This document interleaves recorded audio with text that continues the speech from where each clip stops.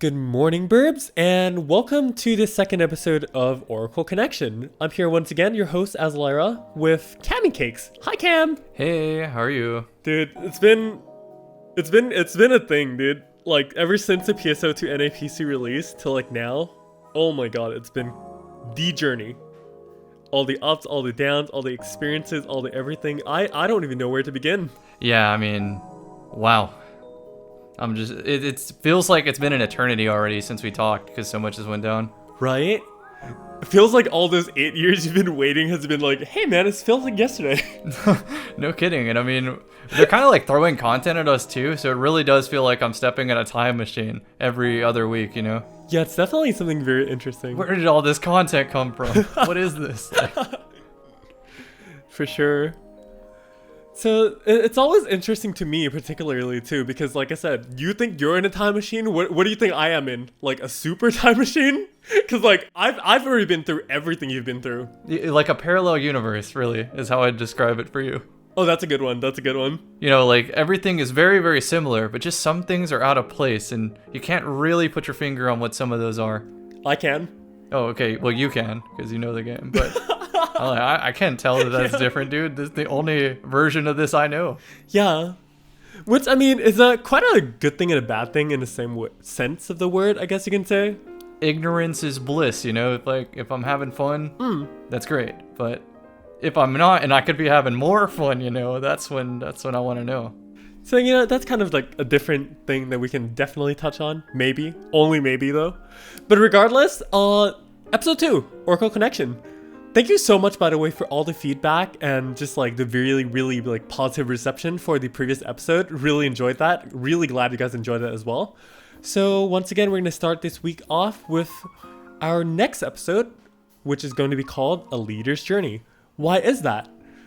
One of the things we wanted to focus on about this episode is because we wanted to talk a little bit more into the fact that, hey, how's it, you know, running everything in a team versus running it in like public and everything? Because we know PSO2 is a very big social game. And then according to one of the surveys that me and Cammy did, right, we were actually pretty surprised that a lot of the results was like a lot of people just preferred playing solo. Yeah, and for a myriad of reasons too, man. Like, it was every reason you could think of for why they play solo. As in, they don't want to be a burden on somebody. Some see it as a maybe form of pride, even.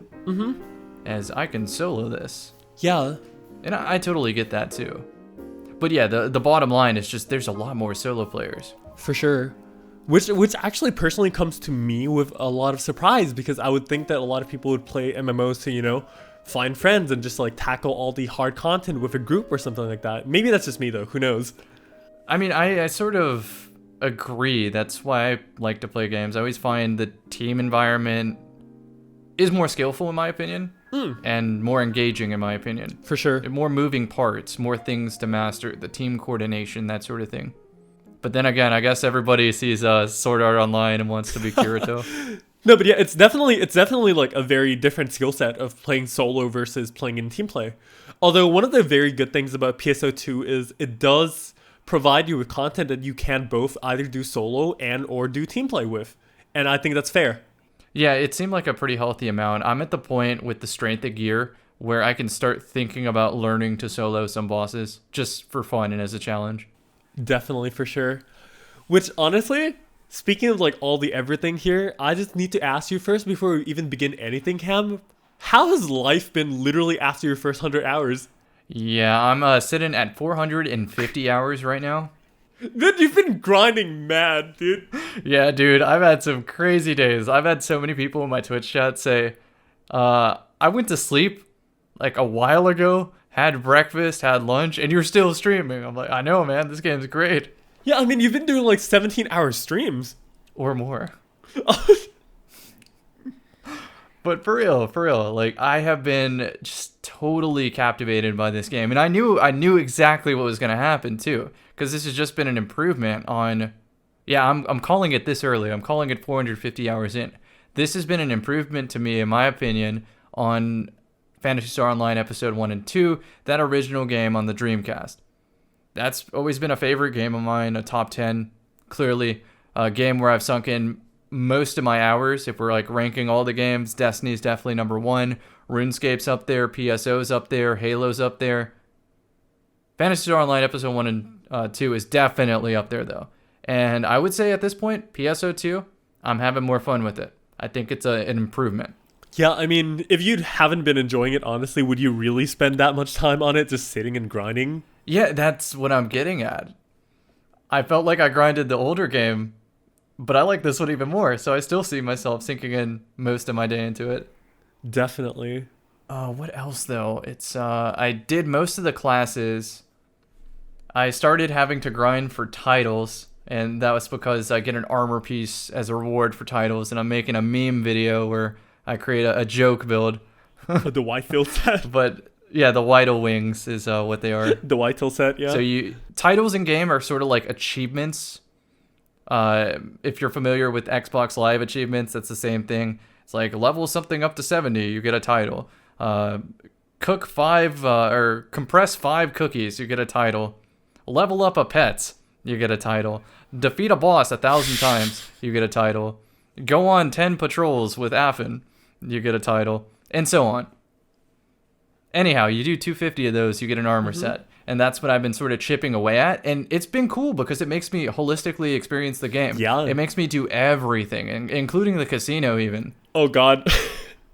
Cammy. One of the things is get to the end of the Arkema slots. So I spent a good 30 attempts on that. I was definitely shaken there at the 29 to 30. It has 30 waves. And you have to basically do a 50-50 guess almost every other wave at a certain point.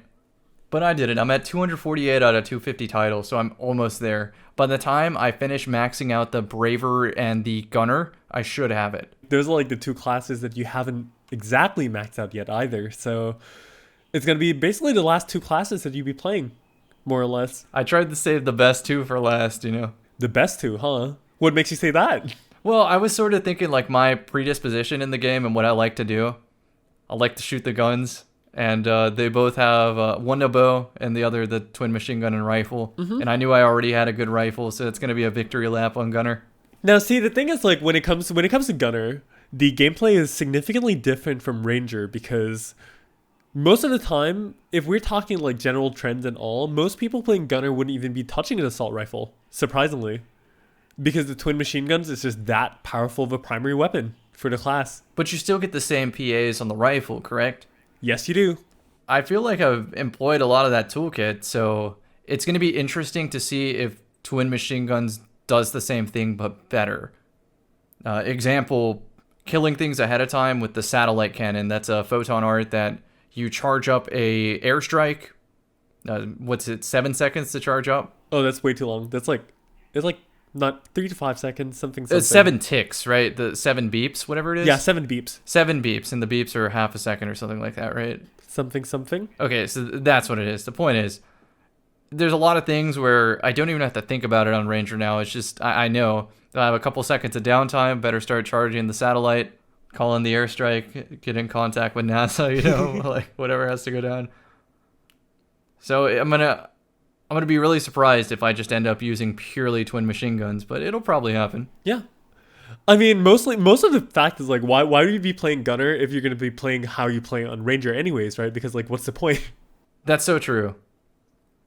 The identity of the class really is what I need to understand before I start really upping my game with each of them. For sure. That's kind of what I noticed while I leveled each of them. I start off a little bit lost in the first hour, just... what am I even doing here? What does this PA do? Then a couple hours in, 2 hours in-ish, I'm starting to see the purpose, right? So name any of the classes and I get it, right? Summoner, for example, is swapping between the pets to fit the role of whatever you're doing. And as one pet takes a little bit of damage, you pull out another pet that's full health and just keep chaining them. Yep. What's another one? Force was just obviously very strong. And I started employing multiple sub-palettes there to deal with a lot of different spells. And started using different spells for crowding enemies together. And then another for hitting them all, trying to freeze them, freeze ignite. Obviously, Gizonde. It's really powerful. At a certain point, though, you just spam that spell and it's over. But the point is, Cammy, I'm just here. if you want to use all the elements like Avatar, you can. Definitely. It's an option. But for the most part, if you're really playing Force nowadays, it's haha, Force go. Yeah, definitely. What is another class here that I had fun? Fighter. Oh my goodness. When I was learning Fighter, of course, it's the obvious glass cannon, right? You intentionally limit your health bar so that you do more damage. That's one of its abilities. But what was really interesting with this is, like the name suggests, a fighter. I played it like a fighting game. I learned so many PA strings where it feels like I'm executing a fighting game combo. Hitting those like 30 hit strings, and when you finally pull them off against an enemy that can take that amount of damage, it's just such a good feeling. Yeah, for sure. Because fighter is a class that definitely does rely on doing a lot of combos, because there's this one very specific skill in the fighter tree that is literally called Tech Arts JA. Well, at least in JP it's called. I can't remember what it's called in NA. I think it's like Combo Variation Arts something. Right. Something like that, right? Which definitely needs you to be using different PAs in succession. So it's kind of like, fits into the theme of the class anyways, where you're not going to be spamming one exact thing. It really did feel like a fighting game, though. Like, in fighting games, you have your light, medium, and heavy, and those have ranges associated with them, right? Yeah. And you play that footsies to try to get that spacing, so you always get that first hit on something. And there were a couple situations where that happened exactly. When I have to think, all right, this exact spacing, light, medium, or heavy, go, PA. And then right when you get that first hit, you chain it into the combo. It's just nuts that you get that in this action RPG MMO, and not a fighting game. PSO isn't a fighting game, but it felt like one when I played Fighter. Yeah, I mean, it's really cool to see like how all the different classes really has different gimmicks that interact with each other, and also not just each other, but also just the mechanics in the game in general. Because like you said, you would never expect to have a feeling like a fighting game in a game like PSO2, like that's just like, whoa, okay. Which kind of proves the point also that PSO2 really does help ease a lot of people into the game, no matter what nook and cranny you come from. Whether you're playing, a more of a laid back kind of style, or like even a shooter style, or even like a fighting game, as you said, you kind of like have this place in the game. Yeah, I mean, in my Twitch chat, I've got a lot of people saying, hey, what's the best beginner class? As in, they want me to pick for them one singular class. That's rough.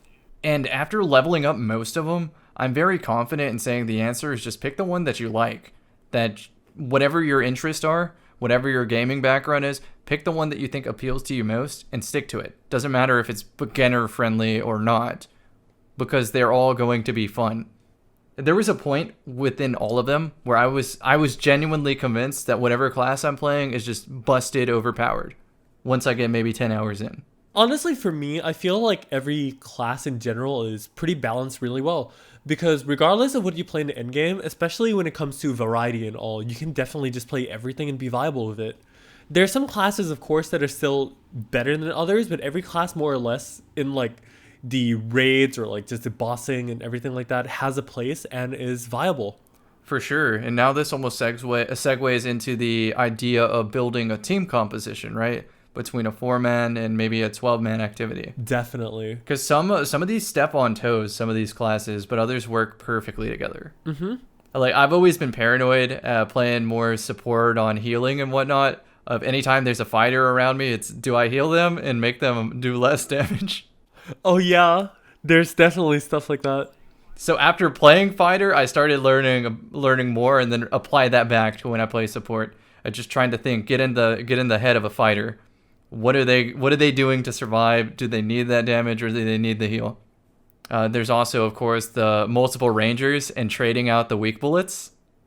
Because if you've ever been in a pub group with the misfortune of 4 people having a blight round, oh my god, and then you just keep seeing the debuff just move from all parts of the boss over and over again, and someone's like, "No, shoot the arm, not the head." Sorry. We call it in JP the infamous weak bullet wars. That is the perfect description. So anytime I see a ranger with me, I just automatically load the blind rounds or whatever they are, because I still get the damage buff for having the rounds loaded in. but I don't steal the weak bullet. Yeah, makes definitely sense. Which is why I think that communication, honestly, is something that people should be doing more, or at least like people should be doing in like public groups more. Because like, sure, you can generally just go into the game and be like, okay, I'm just gonna play my game, right? But then what if I tell you that you can definitely play it more effectively, or even have like better runs in general, or even a better chance of success in pubs if you guys just, communicate more. Yeah, one thing I've noticed in pubs is I'm sort of going back to my old ways in Destiny of saying, you play what you're comfortable with, I'm going to fill in the gap here so we get this done. So for example, if someone really feels comfortable playing Tector and I'm on a Tector as well and think that we're stepping on toes, I'm immediately going Force. I'll break that tiebreaker and just choose to fill in the gap. And that's part of being a person who will eventually know life this game even more than I already am. And I'll understand all the classes and be able to just maybe operate as a leader a little bit more from the back of the fight. It kind of goes the same way with me too, because I'm basically kind of like proficient and geared on just about every single class because I've been playing this game a lot, right? So no matter like what class that people want to play or anything, I can always play a filler role as well. And I think it's a really appropriate thing to do because it really does help like people really become comfortable, especially when you're starting to like get a new group together and everything. It's like, hey man, what are you comfortable with playing? Some people might only be comfortable with like 1 or 2 classes. And it's the playstyle that comes along with these classes too. Like obviously on the melee classes, you got to be up close and personal. And then on the rangers, you have the option to stand back. And then telling them they have to switch to fit the team composition might just completely tank it because they're not used to being that close, for example. Yeah.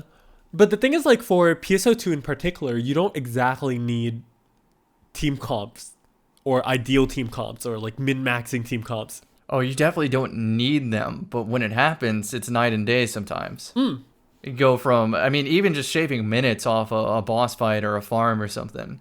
Definitely. The team composition to me is at least somewhat important, and it's more fun to play. It's more fun to pick a role and kind of stick to it. Although for a lot of these cases, just saying that a lot of these cases generally doesn't really apply to like public groups because you're kind of just like matched in general, because most people would just go in there. Oh yeah, you're just throwing together, so whatever you got, you make work. But I definitely have my skill tree set up a little bit to where if I feel like I'm stepping on toes, I'm not completely useless playing a little bit out of my comfort zone. I guess the difference of that would be maybe standing skills on a ranger versus moving skills. While I put 70% in the moving skills, that other 30% can still hang if I have to stand. And so forth. Of course, it also applies on the Tector too, as far as choosing between melee and technique when to use either. For sure. And sometimes I will maybe have to abandon damage to go save a teammate in a public group because on the Dark Falls fight, for example, there's a part where you get frozen if you get hit by a laser. And the faster I get them back in the fight, the better our damage, because it's saving more than just me. Yeah. So it's kind of fun just zipping around the boss platform and freeing everybody from the ice, like, get back in there. Like, back in the fight, soldier. And so I've started developing auto chat to help them along, to help them play around my support abilities when I play Tector. So because I know that there's a lot of brand new players to NA in my pub groups, for example, I will have an auto chat right near my my number keys, where I press my number key for an ability, like say Zondeal. Then the auto chat pops up. Zondeal groups up enemies, almost like an in-game information box or something. Megaverse heals when you hit, and I will throw that anytime I use Megaverse. Or Zonverse adds extra damage to hits, and they'll see it, and if they see it maybe once or twice, they will understand what it is for the rest of the fight, no questions asked. And so when maybe I drop a Megaverse where they would normally stop to take a healing item, they say, no, I'm going to keep hitting. And it's great. So I guess that maybe leads into a tip here for public groups is sometimes set up auto chat if you need to before going into a fight. Because it sucks to stop for that second to type out. They can definitely be helpful. I've seen some people in the Luther fight, for example, have auto chat ready to say attack the arm. Yes. Because some people are kind of tunnel visioned on doing damage somewhere else, and as soon as they just see that auto chat spam of hit the arm, everybody converges on one place and helps.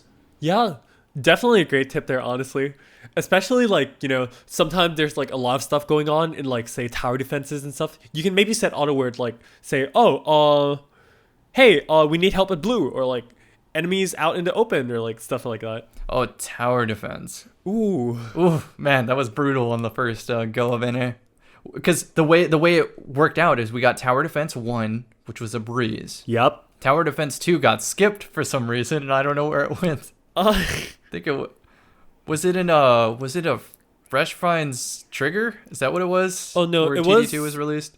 From what I know, they sold it in a package with the Phantasy Star Universe costumes. Okay, understood. The point is, it skipped TD2, which might have been a good transition point in terms of difficulty scaling, right? If TD1 was easy, TD2 could have been medium, because TD3 at first was difficult. I never used an AIS before, and for those who don't know what that is, that's the mecha battle suit you step into. And you need it, at least, to begin an NA. That's not optional. Yet. I'm sure once people overgear, it's going to be optional, but at the end of the day, the AIS just speeds up the encounter, meaning you can get more in within that urgent quest window. And you know, like, this is actually where communication comes in a lot, because I've seen some people stream TD, and they're like, I see like 4 AS flying around in like wave 2. I'm like, guys? Yep. See, I actually had a situation with some Alliance members where we were doing 4 of us and the rest just fill in for pubs. So 8 random people and then 4 organized people. And they were kind of like popping off with, dude, why are they in the AIS on round 3? I was like, benefit of the doubt. They're probably Japanese veterans just speeding this up. And I was right. They knew what they were doing. And they just were so confident that they were able to clear that they jumped in the AIS on the 3rd round. But on the first time I tried that with a 12-man organized group, we saved those things like our lives depended on them, because they did. And our communication was wild. I don't know if you use Discord a lot on the Japanese servers, but we got 12 people in the Discord on voice comms just yelling, oh, we need help. Green Tower is poisoned. It's corrupted. Hit it. I'm working on the gunship. Blighted it. Just wild call outs all around. It was so exciting. There's so much going on. It genuinely felt like a raid encounter. As opposed to other games that I play. So like overall, how would you compare like the experience between like, say, you know, pug groups and doing team runs and stuff like that? Like how do you feel in general of like how much control do you have over like the team runs that you've been doing versus like how much you can actually guide people in pub runs?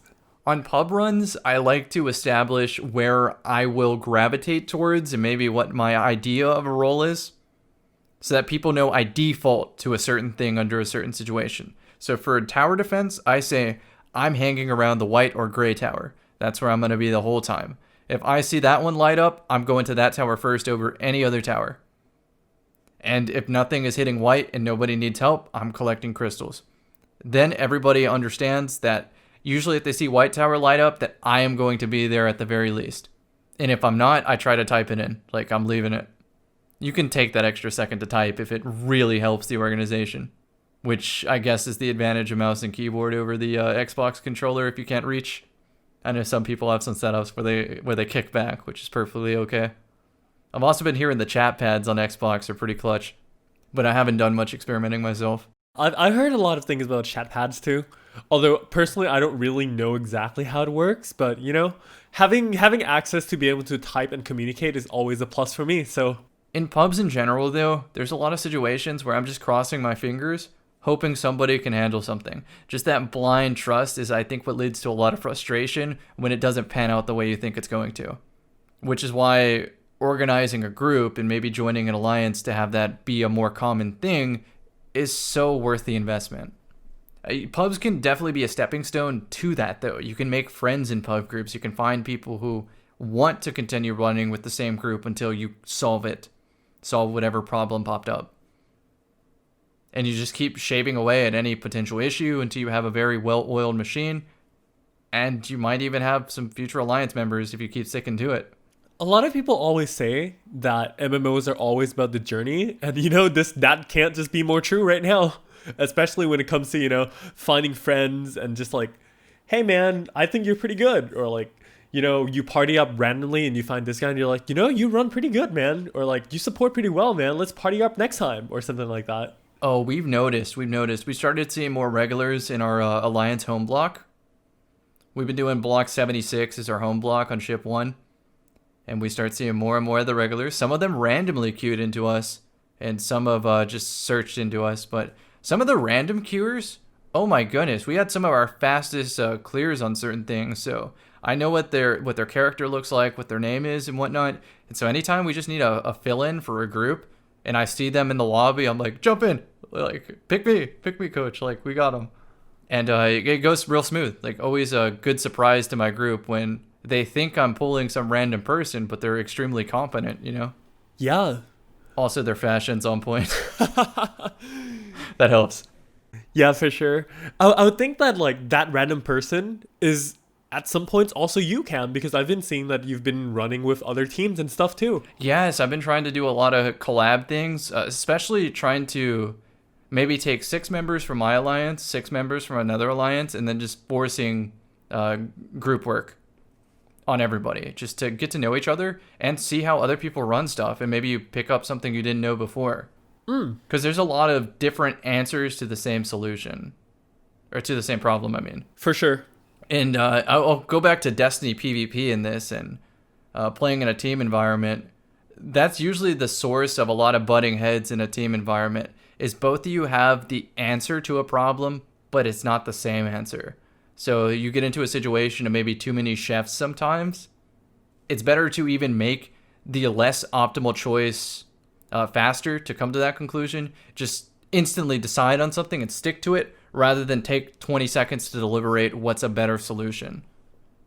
And so that's a lot of trust and just growth of friendship over time to be able to do that. And so putting alliance members in those situations more often just leads to a better group morale over time, where people understand that they don't have to gripe at each other and whatnot to get the understanding there. It's just pick the solution and go.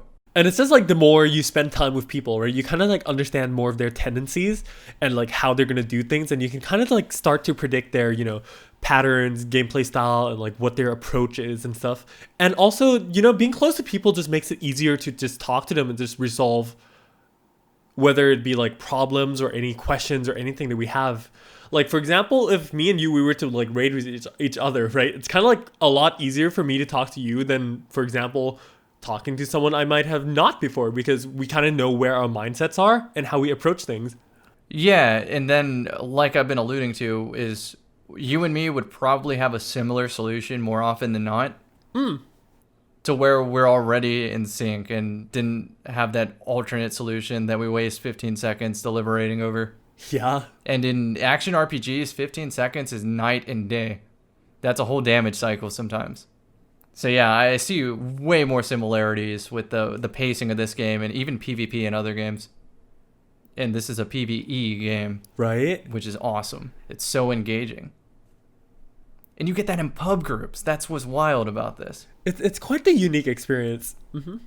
But anyway, like I've been continually grouping with people, meeting familiar faces, meeting familiar randoms, and anytime we need to fill in spots, I know that I can go to another home block and just ask around real quick, like, hey, you got any stragglers here? And someone's like, I'll join. Perfect. Come back with me to block 76. Awesome. Done.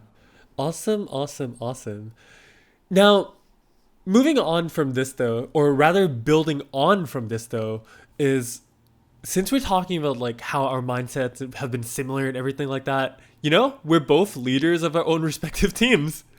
I just have to ask you, Cam, what are your approaches to when you've been team building? Like, what does your ideal team look like in PSO2? How have you been running it? And just like, let's see how similar or different our approaches are. Well, a lot of times I'm the blind leading the blind, which is fun because, you know, 8 years blind, I haven't paid attention to Japan. I don't know. It's my first time encountering some of these bosses. So I just have to go off what I've experienced so far and what my teammates have experienced so far. And then sometimes we do get a vet in there that's like, no, that's all wrong. I mean, I've talked to you sometimes about maybe your discoveries over time as a noob to understanding the game. And status effects on boss is a really good example here. That's not where my head immediately goes. I don't think, let me go electrify this boss, or let me hit him with a wind spell. I don't think that has anything to do with the boss until it happens. And then once it happens once, I know that that's a possibility for the rest of the game. It's just getting that first situation to pop up so it's on my radar. So I guess that's the first negative of being a total blind player, is you just have no frame of reference for anything. No, but isn't in a way like that's kind of like the discovery aspect of the MMO gaming, right? It's so much fun. Yes. That's why I went blind, so I can naturally discover those. It's so much fun having that aha moment sometimes in a boss fight. But anyway, like team building, team synergy, and what I like to look for. I like to have a Tector and a Ranger present in either form. It can be a Tector Ranger, a Ranger Tector, a Tector Hunter if you want, a Ranger Hunter if you want, just the Blight Bullet or Weak Bullet, whatever it's called. And the good shifted D-man I like to build around just for starters. Whether it's in a 12-man or a 4-man. Those are my two bread and butter that I like to always have present. But I'm not going to lie, man. After playing Bouncer, whew, that could do a lot of work for healing. Bouncer does have some certain supportive abilities, although they're not as prevalent as, say, like the Ranger supportive abilities in the Weak Bullet or the Blight rounds, or like this Tecker supportive abilities and like all the shift and demands and everything. So then I'll start paying attention to what people are using. For example, after I have the Ranger Tector established, if somebody's running Gunner with the chain ability, what's it called exactly? It's basically just the chain triggers. The chain triggers. And correct, teammates can add to the chain trigger, right? Yep. So whenever I see a chain trigger up, I change from single shot attacks to multi-shot attacks to help chain it faster. Yep. So that they can pull their chain off faster. Even if I'm losing a little bit of damage, their chain will exceed my damage if I was doing single shots. So as soon as I see that chain up, I blight the chain, then I rapid fire the chain if I'm playing Ranger, for example. It's little things like that. It's making sure everybody operates the best they can. So already we have a Ranger, a Tector, and a Gunner. And then the fourth villain could realistically be anything. And between that, you can succeed on any piece of content, no problem. For sure, having a very strong like backbone to like a team is definitely very powerful.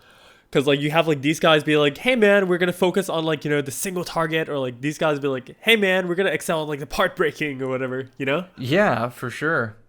There's also different wind up times for photon arts, where some take 5 seconds to really wind up to where they're going to be doing the damage. And as a support, sometimes I got to think, do they need protection during that wind up? Or should I just continue damaging? Because we're all blind and we don't know the boss mechanics. So the people who do large windups are just kind of winging it, in a sense. So I guess that leads to the fun of a first encounter, a blind first encounter. For sure. Is making those on-the-fly decisions. Like the first time, this is going to be a spoiler alert here for those who have fought Luther or want to fight Luther. But there's a section where he puts these swords out, and these swords have an aura on them that as they expand, if they reach full expansion, you get frozen in time.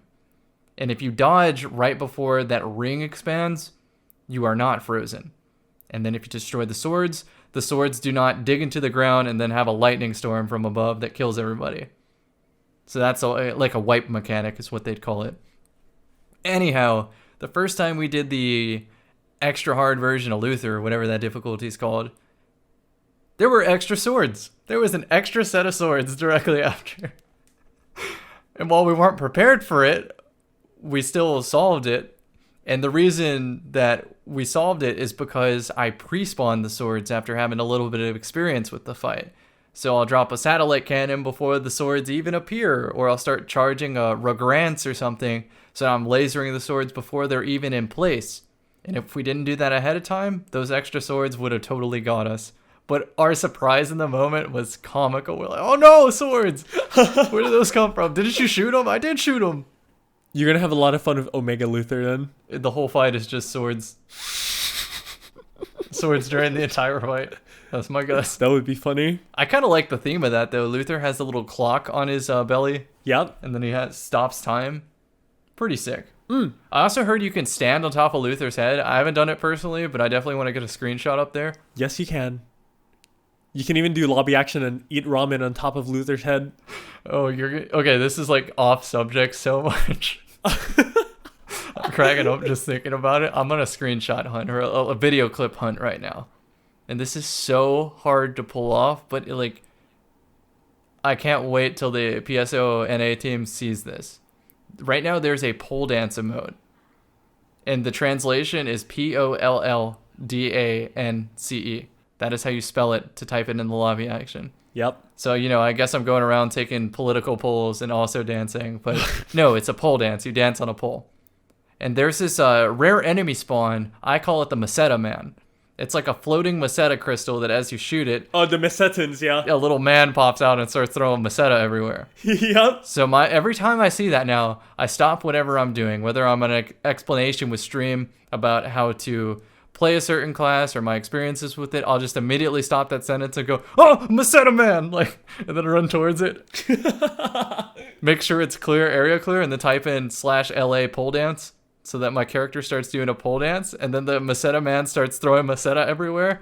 It is the funniest looking thing, but as soon as an enemy just pounces on you, it interrupts the pole dance. So I haven't got the full clip. I got maybe 2 seconds of it, but I want that clip of a pole dance, but throwing Meseta everywhere. Unless you have super armor on. Are you telling me I'm going to have to start running around with Hunter Physique on the off chance just to hunt that clip? Okay, challenge accepted. Yep. You don't get canceled out of lobby actions if you do have super armor, so... Thank you for that tip. Oh man, that's actually really funny. I kind of feel like what I just suggested has already been done in JP. Oh, trust me, a lot of things has been done. A lot of things has been done. Anyway, that's kind of like my short-term dream clip to get, just like standing on Luther's head with the whole alliance and getting some screenshots. Mm-hmm. But yeah, just quickly back on topic though. Honestly, like your approaches is honestly just about the same as like how we would run like a 12-man raid or anything like that. We always look to have at least like 1 or 2 rangers, 2 ideally, because sometimes you need to upkeep the weak bullet or blight rounds here properly. Some bosses have a lot of part breaks, so 1 ranger is not enough to upkeep all the bullets. So we have to like communicate all the time, be like, hey, I'm out of bullets, or like, can you stand by the next bullet, or like get ready here, there, that kind of thing. So ranger is definitely one of a very strong backbone to have. And that's very good. Techer, of course, is one of the very big things because it gives a really good attack and defense buff. But although for Techer, for the most part, like, you don't always need to have a Techer as much, but it's really nice to have. I know some people who are like extremely like monster tier with Techer though in terms of actually doing DPS. So it's kind of like, hey man, it's great to have, especially if the Techer's hella good, dude.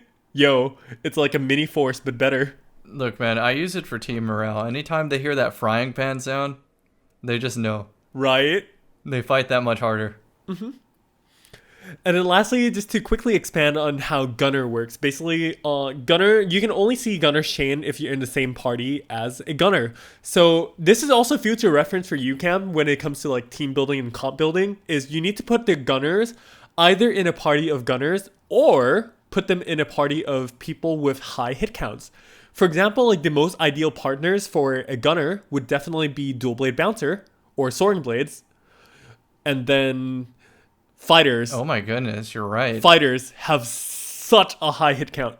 Or at least for Double Saber, that is. That makes a lot of sense. Are there any other things that are party bound like that?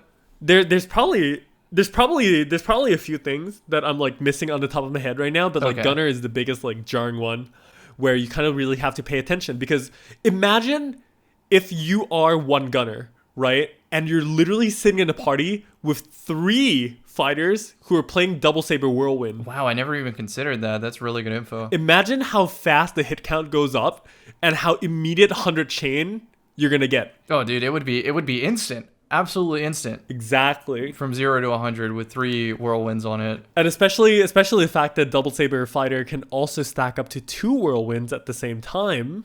Oh, yeah. That's a lot of fun. Yeah, I've been hitting the Double Saber combos. Like I said, fighting game character. I go Whirlwind, Ignite Whirlwind, Turbine Toss, which throws the Double Saber at him. It starts winding up. Then the uppercut. Then there's this uppercut step back PA.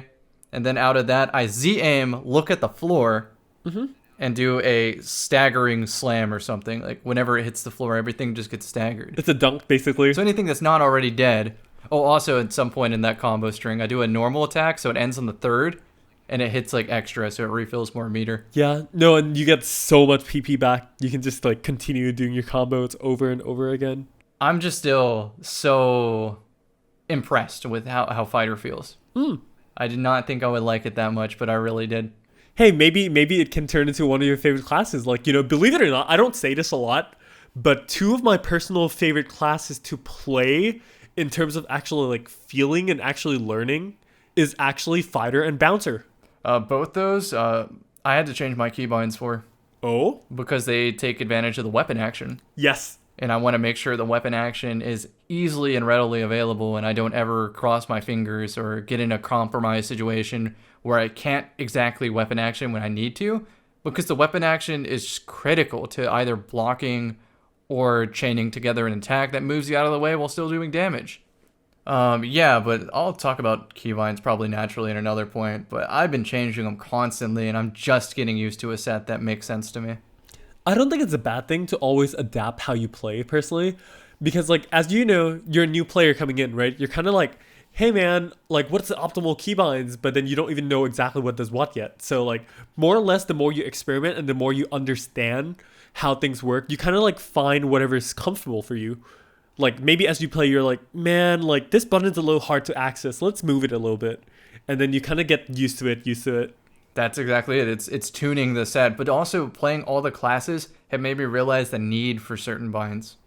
Whereas if I played Ranger the entire time, I would have been perfectly content with my original keybinds.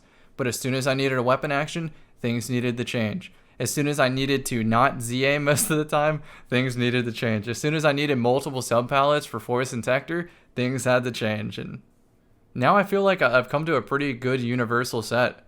And the key here was the options in PSO seem a little bit limiting, or maybe not 2020 standard for custom keybinds. So my solution was I got rid of caps lock and I got rid of tab as a keyboard button and just changed those to my numpad buttons. So caps lock mimics a numpad button and tab mimics a numpad button. That's smart. And it has opened up a whole new world of swapping weapons mid-combo. And I also stumbled upon a forbidden weapon called an Umbra Cane. Oh. For those who don't know what that does, I don't want to be the bad influence here, but I discovered it on my own and was just like so taken aback from it, because it says if you get the right perks on it, you can get a 20% rare drop rate bonus for having that staff equipped. And so my thought was, why not just get a boss really weak and switch to the staff at the end? But RC talked some sense into me. It's better to just kill the boss fast and kill a lot of bosses rather than throw at the end of an encounter. And while I agree, it was kind of fun to run a 4-man where we have the exact amount of attacks we need to take down a boss for the most part. And then just for the maybe last 2 or 3 casts, switch to the cane because it's just a free 20%. Yeah. You definitely can't get away with that in pubs though. If you try to staff in a pub, you're going to either be sitting there using the staff for 20 hits in a row, having everybody wonder where the DPS went. Or you're going to miss it by one swing and might as well not have used it in the first place. Yeah, it's hard. And it also can be kind of rude too, because like if other people are seeing you, that's what I was going to bring up. Because like imagine like you sitting here like trying your best in pubs, right? And then you see this guy like smacking the Umbra Cane. I'm like, dude, no, that's just wrong. So I've made it a personal rule that if I ever feel the need to cane, I'm asking the group. Like, hey, I'm a force. I only lose out on a little bit of DPS. You mind if I cane it when the lady says the boss is about to die? They're usually okay with it. But within my own alliance, we just, anytime we rare farm, we throw some Umbra Canes in the alliance storage and just let everybody go wild. It's fun. It's funny to see them come out. Definitely. The funniest thing is that the description of the perk says it increases the hatred rate of enemies. Oh. But it also increases the hatred rate of your teammates. I mean, it's basically aggro. It is. Real life aggro and in-game aggro. Oh, I see where you went with that one now. Yeah. Okay. That's smart. That's smart. I give you that one. I loaded my cane up though with defensive stuff, so now when I see that like death beam going towards me and I can't dodge, just immediately go for the cane. That's funny. Oh, stories. That's great. I felt like so 200 IQ when I saw that thing. I was like, I'm just gonna pull that out. And people told me, why don't you just pull it out before the crystal? I'm like, dude, that's too easy. There's no way they coded it that way. Let me go ask RC. Wakes you up in the middle of the night. Hey, does this cane work on the crystal? You're like, well, it used to, but now it doesn't. Okay. Bosses register on kill. You know what? That's what I'm going to say. This game is so well made because it's had 8 years to iron out the cheesy stuff that I would come up with. Almost everything that I think I'm being smart about, they have patched in one way or another. Mm-hmm. Every single time, no matter what it is. Like, oh, why don't we just trade in this way? Oh, there's a sales tax. Because to prevent people from doing that or something like that. Just every system seems to be so well thought out, and you don't understand that's the case until you try to cheat the system. And I'm kind of looking at it as a content creator perspective too, of cheating the system, and just saying, well, does this exist? Is this a problem? And I'm happy to report that most of the time, no, it's already covered. In a good way. In a good way, yeah, exactly. But yeah, I mean, what else? We can just what else? Move on a little bit back to the topic, because we've been talking about like how we organize our teams and all the everything like this. Like, hey man, we set our team like this, we set our team like that. Like, these are the kind of people we want to play. Wait, we haven't talked about that one. Oh, true. Wait, what? Yeah. When it comes to like recruiting people into your teams and everything, like how do we like? What is an ideal teammate to you? What qualities do you look for in a person, and like what kind of like person would you like to recruit in general? For example, for me. Right, a lot because my team is a bit more veteran-ish and also kind of like really big in general. We kind of have to look for people who is a bit more versed into the game already, and also has a really good attitude for learning. Because yeah, that second part, man, the attitude's big with me. Because like when you have a lot of people from like different parts of like some people have been playing for a really long time, some people has like really certain reputations or something like that. Sometimes people can develop an ego, and I don't think that's a wrong thing, but sometimes if we bring in people with already a really, really strong ego to begin with, and it starts clashing with other people, it kind of can create a kind of a problem in a way. So most of the times when we look for qualities in a person to recruit per se, we look at the most of how much their mindset is and willing to improve, or like how much they're willing to like provide to other people, or like be able to share their knowledge and just like really help out people, etc., things like that. Totally, yeah. I definitely think in the same way. The way I would describe it is you almost want your teammate to succeed more than yourself. Like you want to set them up for success. And if they're thinking the same thing, it's just a net gain to the team. Yeah, for sure. Because like, honestly, one of the very best things to build upon in like an MMO game like this is rivalry. Like, not in like a, oh my god, I hate you rivalry or something like that, but like in a good way. For example, if we're like competing with each other in like, say, time or something like that, right? It's like, yo, Cam, I finished this quest in like 5 minutes with this setup. Like, you want to try that or something like that? And I just share you with like my strategies. And then maybe sometimes you're like, yeah, dude, like I tried your strategy. I shaved off like 20 seconds.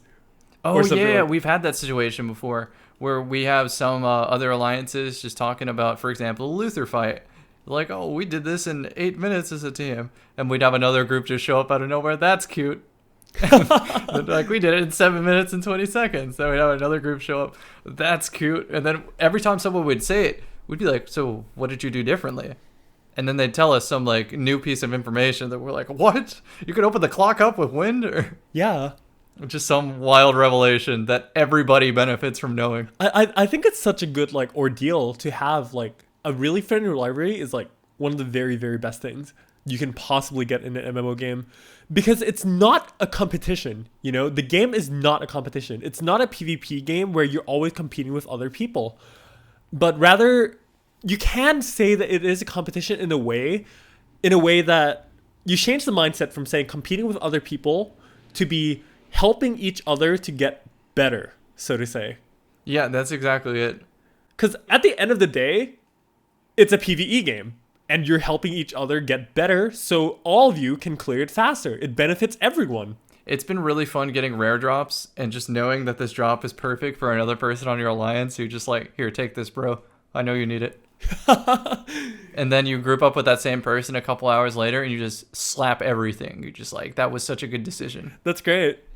And then it also gets paid forward, though, in the future, for sure. For sure. Because you'll want that very hyper-specific thing, knowing that there's only 6 of them on the server, and one of your teammates is going to come in clutch, and you get first dibs. Give or take, for sure. Give or take. Give or take. But definitely, man, it's a PvE game. You just need to help each other get there. That's really it.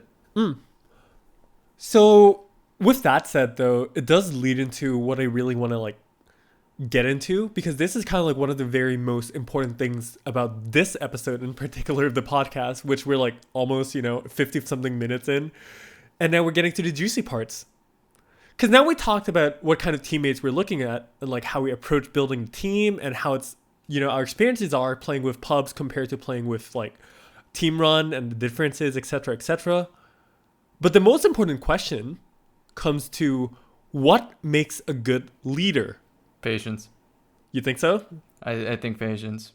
Like, first of all, patience, because you're going to have to learn the whole game holistically, I think. Yeah. Because you need to understand the perspective of each class. And that alone is just a monumental undertaking, because every class has so much depth to it, such a skill ceiling too, that even tapping into a little bit of that on all of them is very taxing, just in terms of time.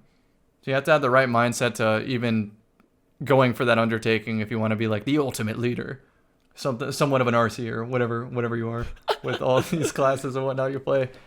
Every time I ask for like a demo of a class, I'm just like, what in the hell?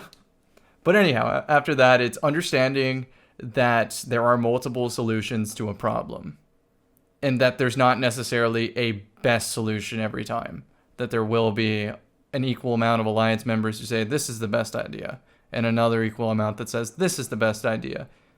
It's your job as a leader to just immediately pick one and make sure everybody's on board. Whether or not they fully agree with it, it doesn't matter if they agree. They got to be on board in that moment. And it's just trying to build and reinforce that habit that we succeed, we do it in game, we follow this protocol, and we talk about it after the fact, not during. Oh yeah, for sure. No, like it applies to one of our like raid strategies and everything as well, like, because there are some raids where you have to focus on a certain way to do it, because it's much better, honestly, to go full in on even a bad decision rather than being split and not fully committing on either strategy. Yep, that's exactly it. And so you got to trust your leader too on that. A lot of times if I know someone is very, very comfortable with an encounter, they take the reins 100%. Like, I'm not just default a leader because I'm a Twitch streamer or have a following. I'm a worker bee too if it gets the job done. And that's the thing, is sometimes you let somebody else take the reins because they have that predisposition for that encounter. A leader can be fluid. It doesn't have to be a set role every single time.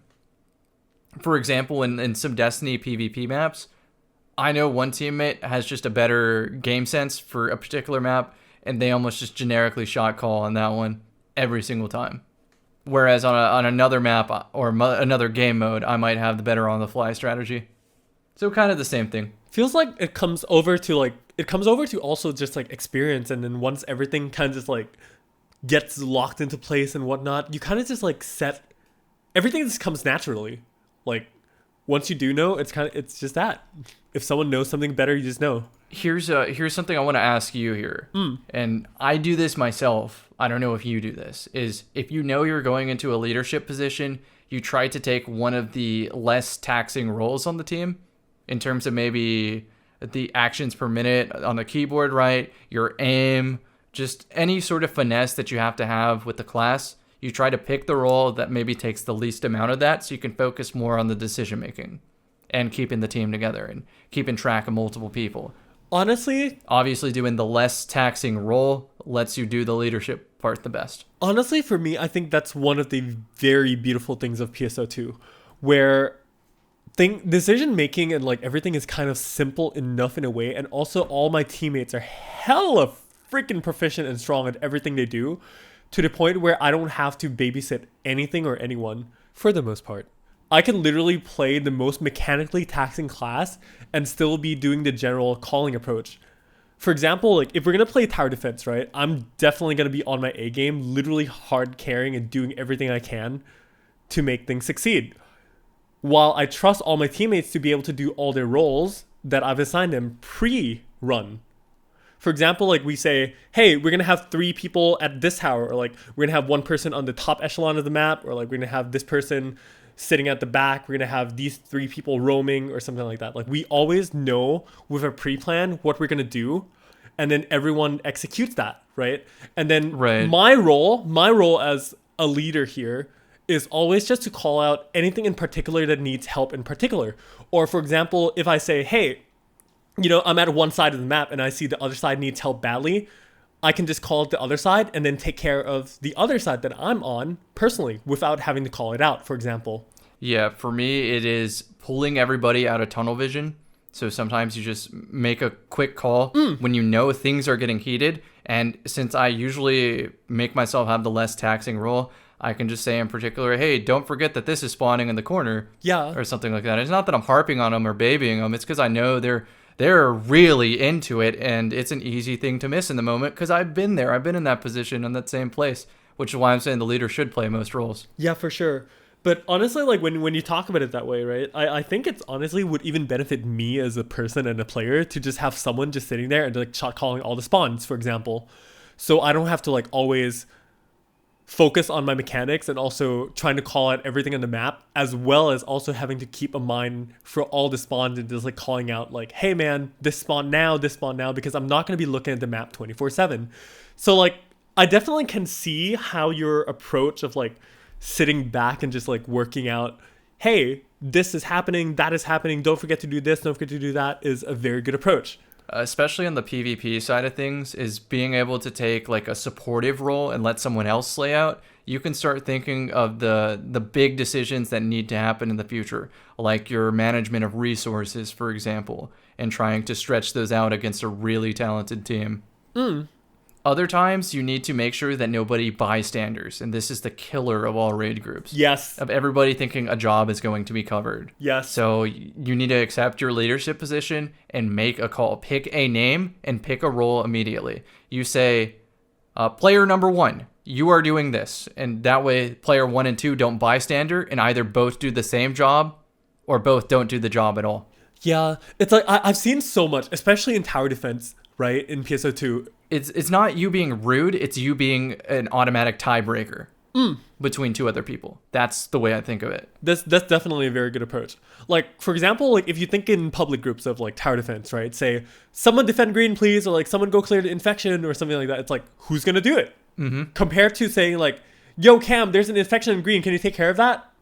And then, you know, you don't disrupt any of your team's communication either, because like, you in your mind, or like you can just say it back as well. It's like, hey man, affirmative, got it, or like, okay, green is cleared, something like that. Okay, affirmative's a good one. The best, most useful thing you can do as maybe not the leader is saying, I am helping, cannot help, not helping, I am helping, etc. So people know whether or not you're available on a certain task. So you say green tower, I say helping right away, so you know that I am relegated to that position now. Or if I say not helping, that means there's a more important job on the other side of the map that I cannot leave or we fail. So you as the leader say, I'm yelling a different name then. So it sort of limits your selection so you can get the right guy for the job. And sometimes an encounter is so hard that it's not that simple. Yeah. And you need to flex your leader muscles and just make the call. And your team accepts that if we live or die as the team.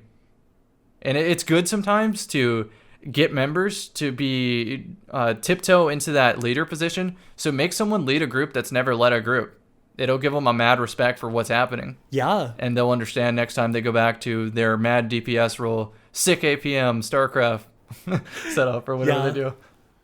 It's quite the learning experience, honestly. And like, you definitely got to be humble. It's a fine line to walk. For sure. Like, I can't stress enough how important it is to be like really, really respectful to all the people too, because sometimes even as you're in a leadership role, right, you might not be the most experienced player there, or like other players may know better than you or something like that. Like there's definitely going to be clashing egos sometimes, and it's natural, but you just have to, you know, sometimes just suck it up and just go with that.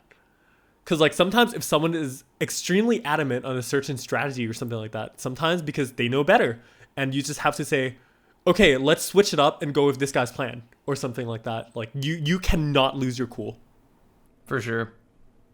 I would say leadership, though, just in general, is its own skill set. Obviously, knowing the game is a skill set, but knowing how to lead is a skill set too, and you hone that over time. You might have a lot of bad experiences leading a group, but the more you do it, the better off you get as any other skill.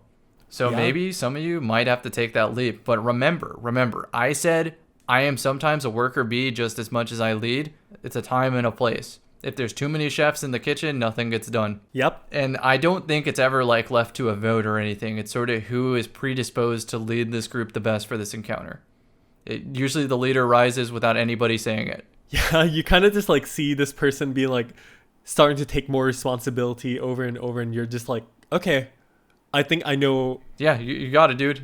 We know the leader is. Yeah, it's a very natural process, honestly. People write books and, give speeches to stadiums full of people for these kind of conversations, but it's funny to see how much it just comes up in gaming in general. Right? And how you can maybe apply that to, quote unquote, real jobs in the outside world. But it's totally true. Anytime I've ever had a task in college and school and work and whatnot in other fields, it's always been the same. Leadership is the same skill. It is the exact same thing. Yeah, all the delegation of roles and like everything. Making sure people don't bystander on stuff. Yeah. Still being a cheerleader despite being a leader and so forth. Making sure people know they're valued. Yeah. Trying to anticipate any possible tension ahead of time. Because at the end of the day, we play these games for fun. That's the difference between a job and a game. We play PSO for fun. So you got to realize that you can't make this a fucking chore for your teammates out there. It's got to be fun. You got to keep them in it. Got to create those fun moments. Yeah. And I just want to point out one thing, right? Because we're talking about all this, be like, yay, man, we have this like leadership thing, like all the shot calling, all the role delegation, all the everything. And this is kind of like just team things. Honestly, in every situation ever, or like in general where you're going on playing casually, or even just like in public groups or so on, you don't exactly need everything to clear all the content in PSO2. It's not as much of a necessity to always have people shot calling or like everyone having to do all the mechanics perfectly, because PSO2 is more of a much forgiving game in that aspect where it's not necessary, but it's fun to do. For sure. I think one relevant point from Destiny way back in the day, and this is like a mistake in leadership that just is burned into my memory forever. It was a world's first raid attempt, and we've been at this for easily 22 hours at this point, right? Oh dear. And so, of course, everybody's fading a little bit, but the mistake we made as a group was assuming that two opposite sides of an encounter were parallel and the same. They were not. They were asymmetrical. They were not the same. But we kept running it as if they were the same. And we didn't realize that mistake for another hour or two. And so since then, anytime we do a new raid, no matter what the game is, we never assume symmetry. We never assume each role is equally weighted. Because sometimes you think somebody is throwing or not doing their job correctly, when the reality is their job is the hardest by far. And until you have done that job, you will never know. So almost like I said already, it's nice to start flipping roles around and getting a feel for what other people are doing. Gives you a whole new appreciation and sort of what to do to help pull people out of tunnel vision, like I said earlier. It's sort of just like a fluid swap between being someone's support, someone's cheerleader, to also slaying out in your own role. You just keep flipping between that. Constantly taking the weight off someone else's job. Anyhow, I just thought that story was a good example for this to show how it actually pans out in some raids. I think it's totally fine, because like a lot of newer PSO2 NA players and all, when they make a new team or like they're going to lead a group or anything, because a lot of you guys are definitely going in this blind and all, like I think a lot of this that we discussed about will definitely apply, at least to a large extent. Or you could just like out DPS everything and be like, nah man, mechanics swear to that, right? Yeah, I can see that. Wasn't that a viewer question? Hold up. If you wanted to move to those at some point. I think so. We'll get on that just a little bit later, but it's okay.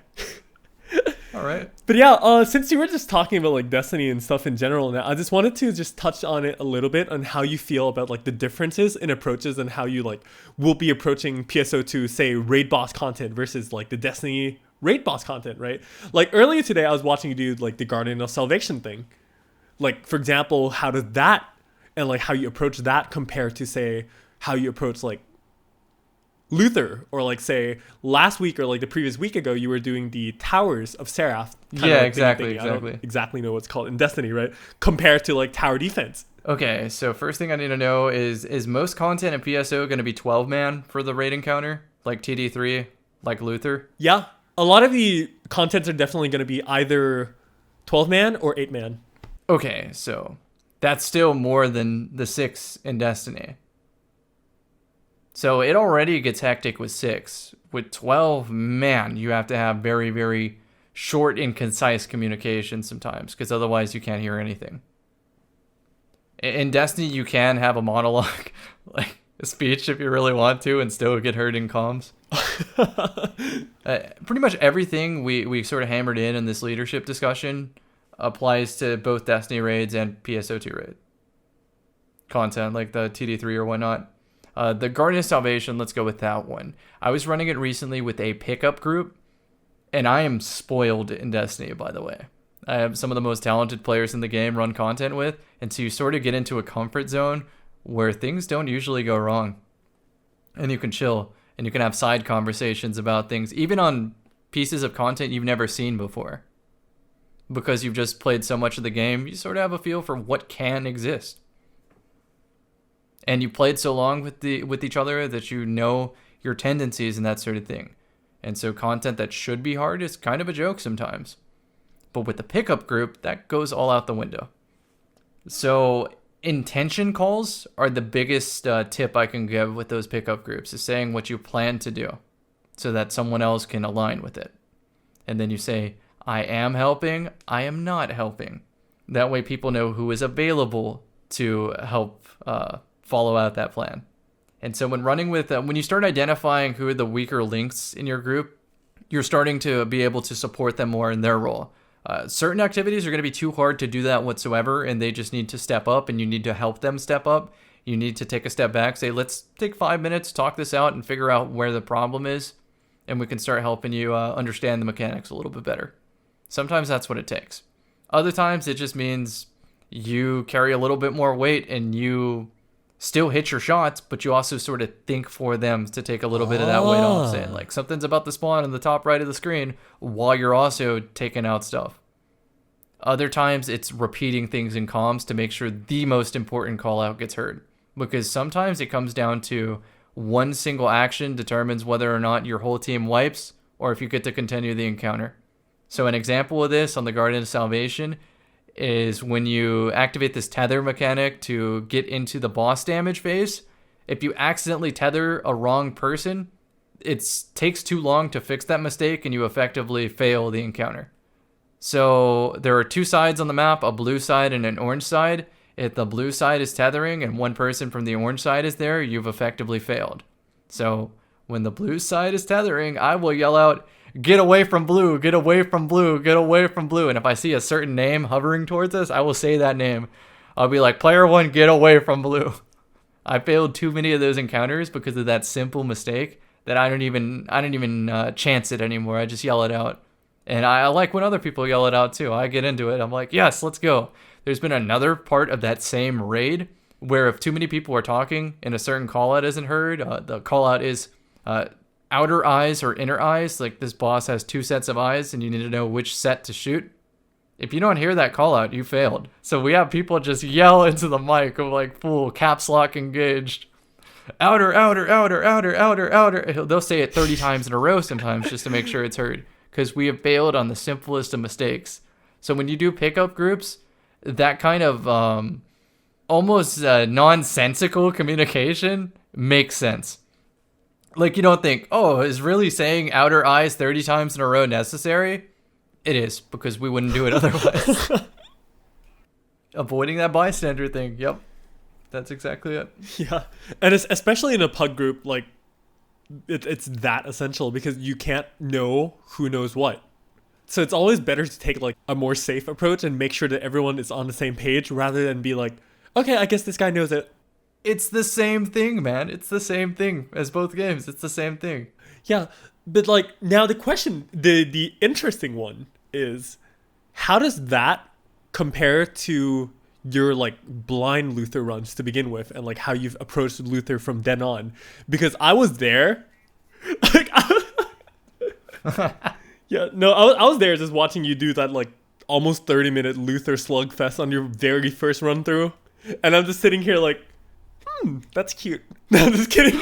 No, seriously, that's the exact situation. Everyone's like, that's cute. We did it in 28 minutes. But no, man, the blind runs, you just apply the basic tenets that we've already talked about so far as the leadership and team organization. And then you just gotta learn as a group. Anytime somebody finds a piece of vital information here, like, hey, the arm opens up, yell that out. Everybody needs to know that that's now a mechanic and a possibility. And then on the sword part where he freezes time, you don't immediately know that you're not going to get frozen for dodging. So some people are going to get frozen inevitably. Some people are going to get out. For the people who got out, tell everybody who got frozen how you got out so we can avoid this next time. It's sort of making those adjustments, just telling your team what you've learned. Yep, the sharing of information. And for me, it was, hey, I do a lot of damage to his head. Mm-hmm. That wasn't a useless call out. That was some numbers that didn't add up there. I'm looking at the rest of his parts, and then I shoot the head. Those numbers skyrocketed, so I'm just going to shoot his head some more. It turns out some of the classes, melee classes, can't reach the head, and then others cannot auto-lock onto the head. So there's going to be points where it is not smart for me to blight the head or to weak bullet the head if I'm the only person who can consistently hit it. It's better to just throw it somewhere else so the whole other 11 people can take advantage of it. And that goes with the on-the-fly decision-making. As somebody points out something they've learned, you adjust the strategy. So for Luther, yeah, it took 30 minutes, but that was a very valuable 30 minutes. Mm-hmm. Because we all have that same mentality of just how can we learn the encounter. It's not a pub group of just finish it. This is a organized group of how can we make this go smoother in the future, because we're going to keep running this. Yum. The next two raid bosses that you're going to get in Magatsu and the Profound Darkness are a little bit more streamlined, per se, compared to Luther. Although there are certain mechanics that you will have to understand, and also the nuances also. Although you can actually kind of just like DPS through it, honestly. But regardless, there's some really fun mechanics that you will have to figure out. For Profound Darkness in particular, it actually took me quite a good while also to like understand how to like put the boss into like certain phases or like do certain things to like do this, do that. And then, you know, a lot of things are a lot more simple than you might think it is. I'm not going to say exactly what, but let's just say the solution was right there in front of my eyes the entire time and I did not figure it out. Oh, I've been there too in Destiny stuff. And I'm not going to lie, this one's a little embarrassing, but there are some raids where I just do not fully understand them. And it's sort of go with a gut feeling like, this works most of the time. It's probably what to do. But then there are other raids that I know like the back of my hand. So anytime, that's usually the raids that I lead because I can take a lot of the brunt of decision-making off other people. Yeah, and speaking of decision-making though, the other boss that I'm talking about, Magatsu, I'm going to tell you right now, Cam, shot calling and actually setting a proper strategy of which order or order is probably the correct word, which order you're going to go for when you're actually approaching this boss. Because breaking order is very important. I'm just remembering now to Luther and like human anatomy. What side is left? What side is right to a group that has never played together before? I say both. I say both the options. I say we are damaging Luther's left arm, our right. Usually that gets the answer across. Yeah. But as you play with them more, you just say left arm, and they know we're talking from Luther's perspective. Exactly. There's also, the stage calls, as in drama and acting and whatnot. But that's definitely it, though, is anticipating any miscommunication and clarifying it immediately. Mm-hmm. So Magatsu, important shot call, and I will remember that. Yeah. If you want a smooth run, that is. It's not gonna go smooth. Like you can tell me it's gonna go smooth. It's not. It's gonna be a train wreck, just like every other piece of content. But we're gonna love doing it. No, honestly, like I'm so excited to see how North American pugs handle Magatsu. it's gonna be such a chaotic fight because everyone's gonna focus on completely different parts. I can already tell. I'm so impressed with some of the boss design already with like Luther, for example. So I'm so excited for Magatsu. You know, that's another thing I would say. After playing all the classes and experiencing a lot of the content for my title grind, I'm starting to get more in the head of a PSO developer. Oh? And just like when somebody starts explaining the beginning of a PA or a system or something like that, I can sort of think of the end game for it immediately and just be like, well, does this exist? And they're like, well, yeah, actually, it's this thing. And like, cool. It take me a very, very, very, very long time to get to that stage with Destiny. And maybe some of that is like passively went into my PSO play. But I really do feel like there are times where me and a developer way of thinking have aligned. And it's pretty cool to see that so early. 450 hours, I would say, is early. I don't expect to be seeing that till hour 10,000 as to game design and why a certain thing is built a certain way. Mm-hmm. Yeah, I mean, honestly, like I think I can kind of say in the same way. Like when I see a lot of the newer stuff, I kind of just understand like, why is this implemented? Or like, why is this way? Or like, why is that way? The successor classes is the perfect example where I point it to after playing all the classes and saying, I sort of see some tendencies of this playstyle, like swapping weapons on a Braver. I'm like, this is really fun. I think it'd be sick to expand upon this idea. And then you describe Hero to me. I'm like, wait a second, I already thought of that. Yeah. Or like even to my case, right? Back then, one of the reasons that I love Force so much to begin with was because back when we played really, really weird metas and like with the old balancing and all, I was like one of the very famous Force Braver players. Because when everyone was like playing Force Tekker, right? The reason people would play Force Tekker is because, you know, you get to play really safe and you get a really big PP restoration tool where normally PP regen back then was basically very butt. Very, very doo-doo. No good. So everyone was like looking at me like, why in earth are you playing Force Braver? You literally have no PP restoration tools. You have nothing. Wait, did you rapid hit the bow to refill meter? The bow is actually used as part of a combo, actually. Okay. To burst down, we use Banishing Arrow with techniques. Oh, that makes so much sense. Okay, I see where you're going with this. That was before the Banishing Arrow nerf, though. But see, I don't know what these nerfs are. I just know what the game is. Nowadays, Force Braver is like, don't play it. But back then, it was like revolutionary in my opinion. It was a very like next level thing where it was just like such a high skill cap thing that not many people would be able to execute because you need to swap so many weapons, you need to get so many people restoration tools, you need to have so much like proficiency with just the Force class in general because you literally do no damage if you don't hit a weak spot on weak element. Makes sense to me. It's crazy.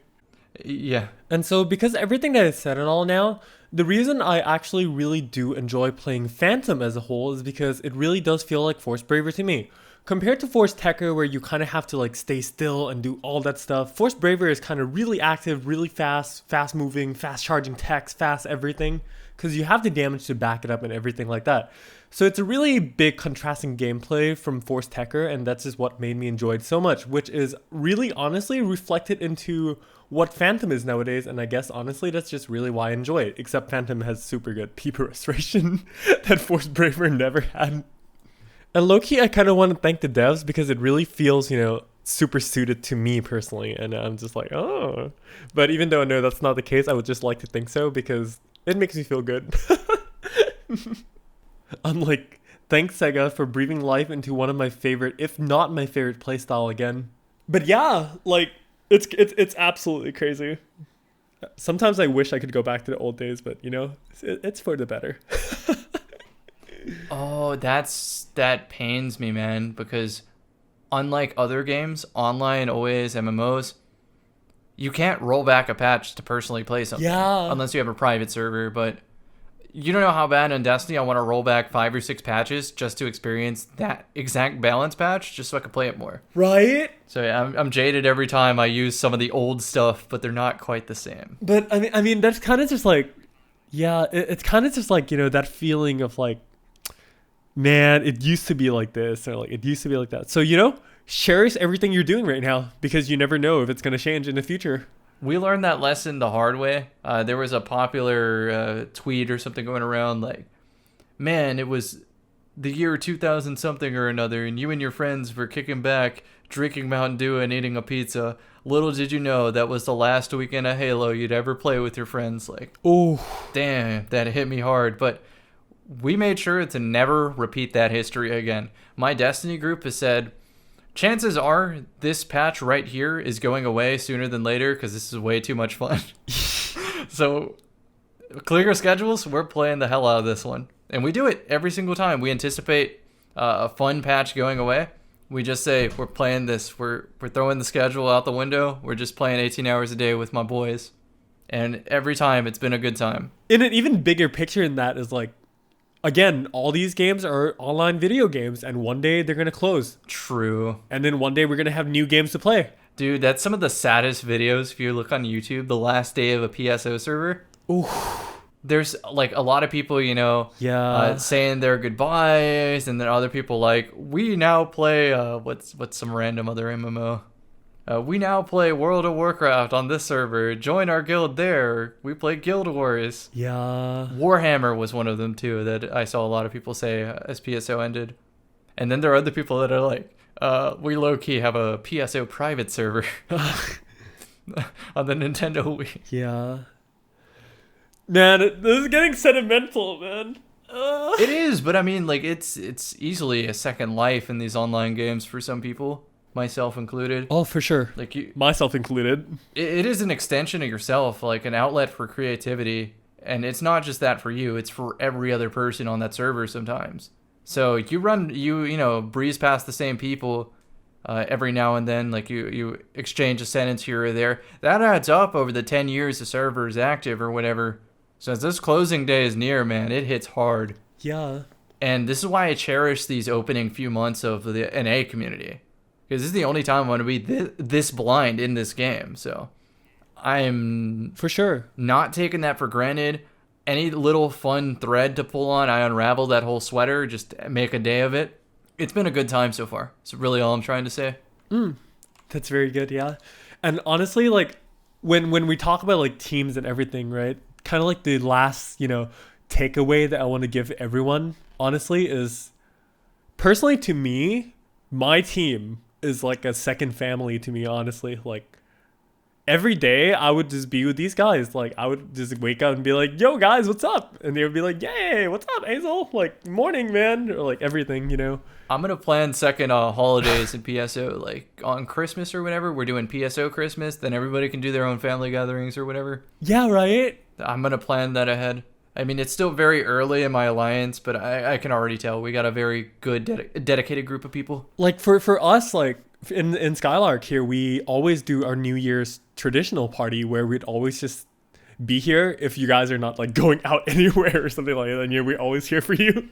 We're not going out, let's be real. We'll play PSO. But yeah, we'd always just be here and every New Year and just, like, chill together, do countdowns for literally everyone's countries and just, like... It's an experience. Like, I don't know what to say. It's humbling. It's amazing. Like, And now, this is such a relevant point. Is people outside these gaming communities, because of the corona pandemic, are now starting to realize the beauty of MMOs that have been there the whole time. That is, it has always been a social outlet like that as an option. And they're fun in general. Of course, anybody listening this far into the podcast already knows that. But there are a lot of people who tried an MMO out for the first time because they're stuck at home, not having any social contact anyway. It's definitely interesting to think about. But what a good time for PSO2 to release. Make the most of a terrible situation. Yeah. What was their tagline again for the advertisement? Playing a part together? Play a part together. Yeah, that holds true. Yeah, I mean, in that advertisement, though, it's like a part is a compound word and a separate word, or what's the way to describe it? The A is colored different than the part, even though you read it together. Because you can read it in two ways. Either you do it A, spacebar, part, play a part, or you play a part. Yeah. Yeah, I thought that was clever, because it's totally true. I need to think of the right way to convey that, but yeah, you said it better. Well, more or less, it's that. Before I get too sentimental, though. Sorry, I totally segued that. No, it's okay, dude. It just shows how much I love my team. Okay, like I just want to go out there and just be like, guys, I just fucking love you all so much. Yeah. That's about it. But you know what I also love? I love viewer questions. Oh boy. So yeah, this time I have only that one from Twitter if you need it. Nah, it's okay, we're good. So yeah, let's take a quick look at viewer questions this time. Just for quick context, like every episode of our Oracle Connection podcast, we're gonna have some viewer questions. So if you guys have any questions you want us to answer in the next episode, please feel free to point them out in the description below. Well, not description below, but the comment section below, or just like tweet at me or Cam, or just anywhere, and we'll save your questions for answering the next time we do this. So yeah, the first question, I'm gonna start it off here, comes from Shrapnels. Yeah, I'm gonna read that. Shrapnels with 2 S's. Yeah, I was like, wait, how do I supposed to phrase this? But yeah. I thought you were pausing for me to read the name. I was like, I'll give it a shot. No. No, that was just me being dumb. But Shrapnels ask, how did you get into PSO2? You go first. Sure. So this actually has to go back to like how I started off video gaming. Was basically I kind of like started playing video games heavily because I was really bored in the hospital when I kind of like broke my leg on an accident and I couldn't walk for like 8 months basically, and I was in hospital for a good while. So I was like sitting here and I had my mom's laptop, so I was just like finding some like online games and stuff, and then that's how I started playing video games to begin with. And then so like after that I kind of like found this like group of small friends, and then we just kept playing this one game together, like this online MMO-ish. Not really an MMO, but you know, this online game where we just like chat and play with each other, and we just enjoyed.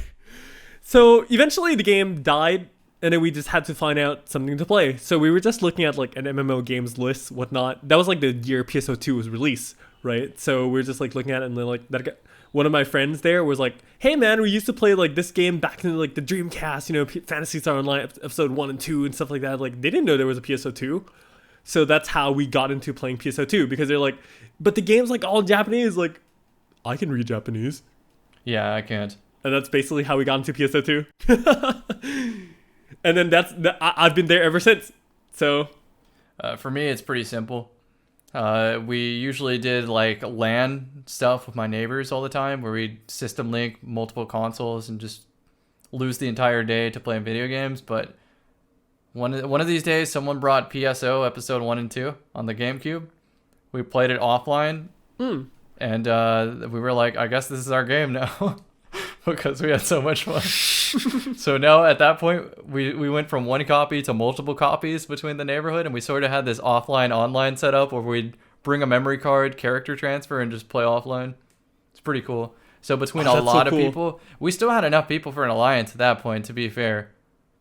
But it was just offline, if that makes sense. And offline had its own strict set of drop tables. No events for nice drops and whatnot. So some of the things obtaining them naturally was a monumental achievement. Let's just say that. So that's how I got into PSO2. I played that game, and then later down the line, when it came to North America, started hitting people up to learn more about it. Yeah. Like RC. One of the things why PSO2 is super important for me is because it's basically one of, if not my very first video game. I get asked this a lot. Hey, RC, like, what game did you play before coming to PSO2 or anything? I'm like, PSO2 is my first game.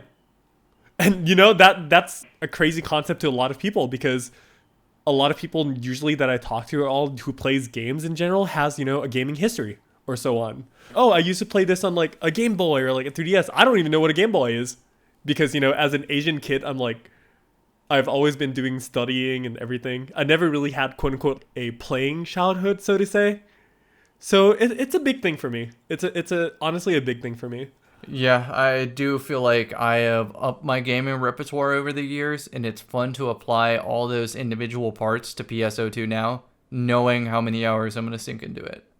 And meeting someone like-minded like RC, you know, a man after my own heart with the PSO and whatnot, and seeing how it's kept him interested for so long. Like, that just reaffirms that I'm making the better decision here.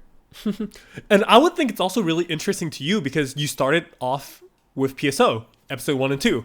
And then you branched out in all these other games, like all the Halos, all the Destinies, all the everything. And like you always said, you wouldn't be there at Destiny if it's not for PSO. And now you're back to PSO 2.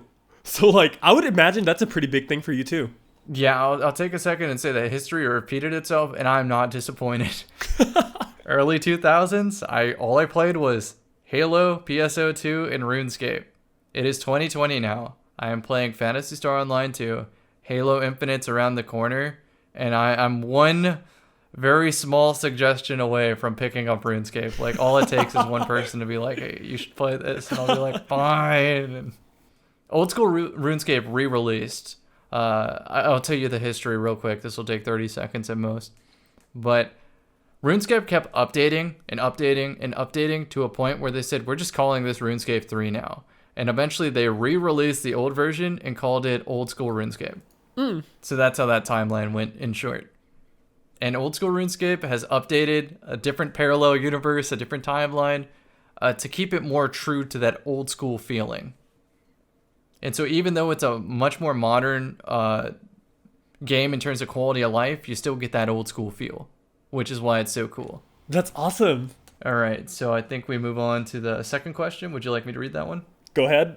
All right, that one is from Draven Hoyland. He says, what do you find the most enjoyable in the game so far? And even for content that you might get frustrated with, how do you make it fun? Ooh, that's such a good question. I'll let you start on this one, Cam. All right, the combat in the game is what I find most enjoyable. To me, it's the discovery of the photon art chains and trying to chip away at what might be the best damage, trying new cycles. The Luther fight so far is definitely just my favorite single piece of content, I would say. Just because I feel like I'm improving every single time and learning something new, and then upping my own game on the combat side, the PAs and whatnot. Well, let's say, what am I frustrated with in the game? I mean, not much, to be honest. I guess I'm sort of seasoned as a gamer here, just very experienced. It's hard for me to get frustrated in a game. It's almost like a good feeling to feel frustrated, if that makes sense, because difficulty's so, like, long and far gone. Like, I don't see it as much just because I keep playing games.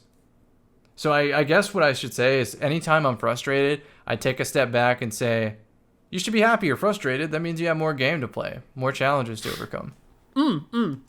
Your point right there actually just correlates into what I was about to say as well. Because, like, personally to me, what I get frustrated the most with is when I know I can execute certain things and I did not manage to do that. So, for example, like, I'm playing, like, say, oh, we're playing this boss and then we're going to do, like, a speed run or something like that. And then I failed, like, certain executions because I was, like, a little too slow in reacting, or I didn't predict something correctly or something like that. I get frustrated with my personal skill over more so, like, of the game itself. Yeah, I get that. But it's not a bad thing. Like, when I face frustrating, when I say about, like, frustration, right? It's not that I'm angry or, like, I feel really bad or, like, rage or anything like that, but it means I have more of this fire in me to really want to improve more. It gives me this, like, drive where I'm be like, damn, dude, I can be so much better. I can execute this so much cleaner. I can do this, I can do that. And I just look back at myself, I'm just like, yeah, let's practice more. Yeah, when I start feeling those emotions, it just is an immediate red flag to take a step back and find a new approach, or double down and just practice. Yeah, right? Either solution works for me. Yeah, and to me, like, doing that is honestly the most fun thing you can do when you're trying to self-improve in a video game like this, for example. Especially when it's not a PvP competitive game where you're not racing against other people. You're only racing against yourself. For sure. And I will say that same drive, that same practice translates into all other games, I promise you. And like I said, it's a little bit of an experience thing. I'm not saying like I'm a video game god or anything. No, dude, I'm average. I'm trash. But no, it's just the approach. If you get frustrated, it means more practice. That's it. To an extent, it also does apply to real life skills too, I think.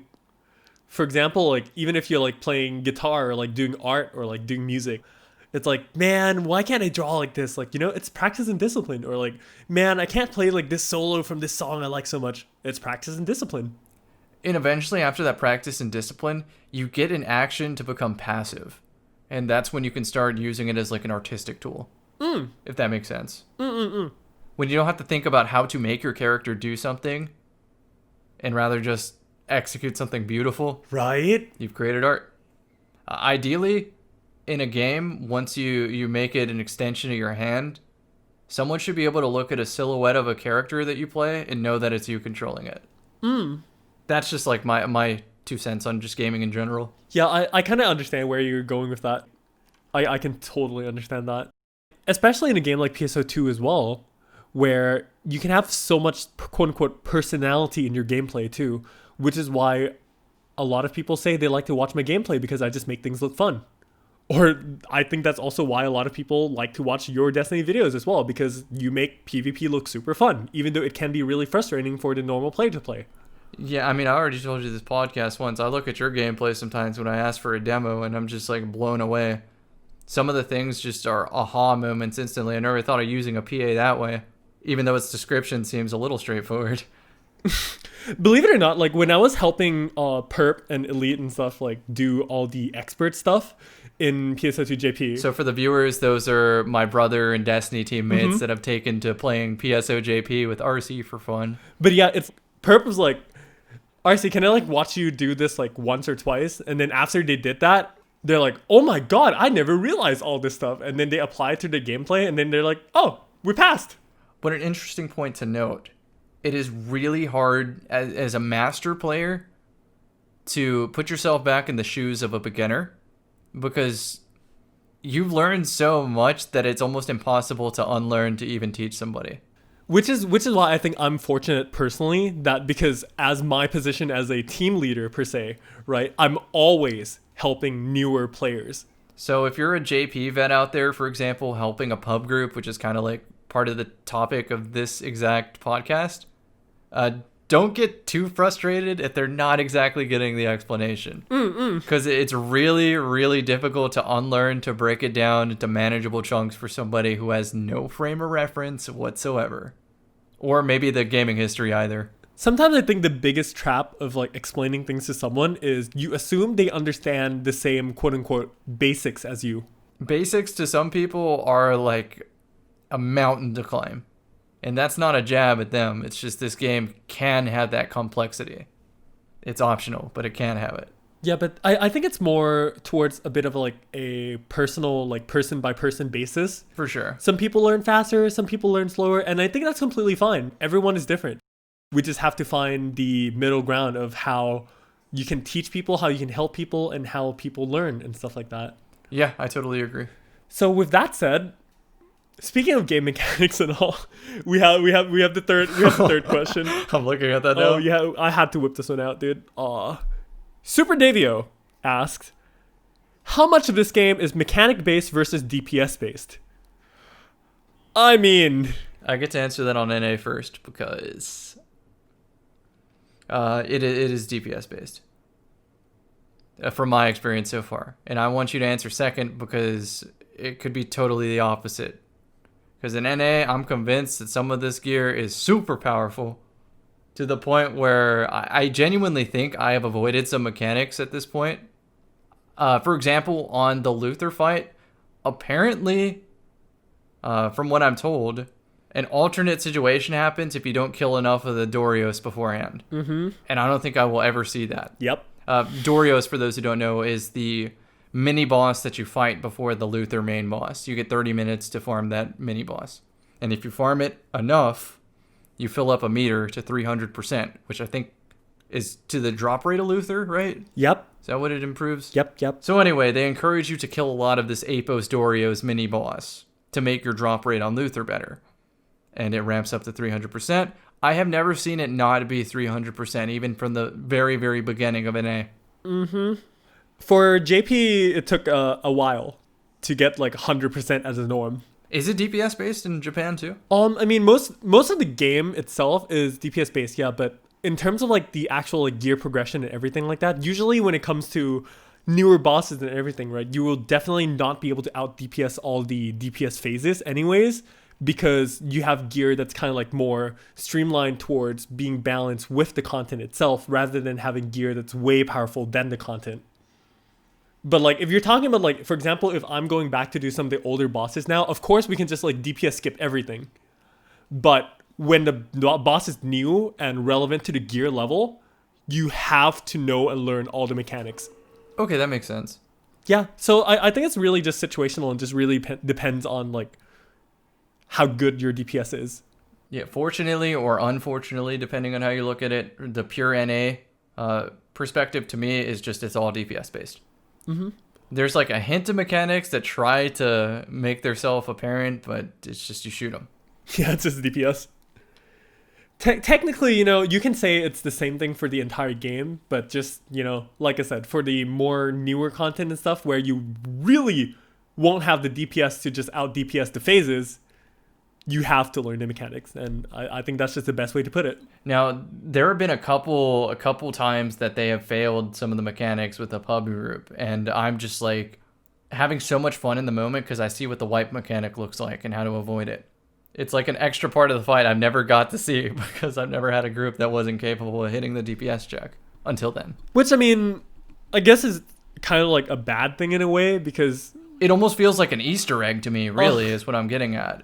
Yeah, no, I was just saying that I think it's kind of like a little bit of a bad thing in a way because when some of the bosses get run on a harder difficulty per se, and like you don't already know all the mechanics, you're kind of going to get a little hurt later on down the line. Yeah, I believe it. So honestly, like as much as you can, my personal recommendation, even though the game is more DPS based than anything, is just try to learn as much of the boss's mechanics as possible. Because not only that they might come back in the future, they also kind of like help you ease into this kind of mechanic, which may be present again in the next bosses to come. Yes. I almost feel like I talked about this in the last episode a little bit, but it's how old content shapes you for new content. The bosses kind of like prepare you and help you learn about certain mechanics before going to the next one. For sure. So I'm looking at question 4, and we definitely touched pretty much what we talked about the whole podcast, so I think we skip it, but it was how to be a better leader in pub groups. I think it's a pretty important one. Honestly, it's kind of like yes and no that we did talk about it in a way, because we talked about like how to be a good leader in general, right? Like, but we didn't like exactly stress like, hey man, if you really want to take helm and lead a pub group, what do? I mean, I guess you can say like, you can help say like, hey man, this does that, and like guide everyone. But like, I don't know. I feel like there might be more to it. There should be more to it, maybe. Okay, let's try this one then. Tip number 1, I think you gotta have the fashion on point. People people want to listen to the fashionable leader. Let's be real. Need to hit them with the good symbol arts that I've never seen because I'm a streamer and have them off. Mm-hmm. Let me think though, for real on this. For approaching it in pub groups, it is definitely you hit them with a level of respect. You don't assume nobody knows nothing because you don't know these people. But you also can't assume that nobody knows nothing. True. Maybe you feign a little bit of ignorance to get people into the helping mentality to help you out, which also helps other people who might not speak up, if that makes sense. So saying like, can you give me a quick refresher on this mechanic or something? Yeah. That might help immediately make someone else ask the right question, who genuinely needed the help but maybe didn't speak up. And I think one thing, rather than taking the approach of like how to be a better leader, or rather like things like this, is I think the good approach I would like to like say to everyone really is how to help your party in pug group, right? Be just a better party in general. Is if you are a newer player and you don't know about a certain mechanic or like a certain boss or anything like that, don't be scared to ask at all. Yeah, and that goes along with what I said. The reason that that's a tip is because people often are afraid to ask. So I was saying just maybe if you have to feign a little bit of ignorance to get the ball rolling so someone has that courage to ask. Like there are situations where when people don't follow certain strategies, some things can go a little awry. So, you know, but mostly PSO2 doesn't really like punish you that much for that. But there are some situations where you kind of just want to know things because you don't want to mess up for other people per se. Like the Umbra encounter. So a guy with the staff or a cane or whatever it is named Mr. Umbra shows up. It's a random event. And he spins around and slaps you with the cane. And if he hits you with the cane, you get a rare drop bonus. But if you shoot him, he goes away.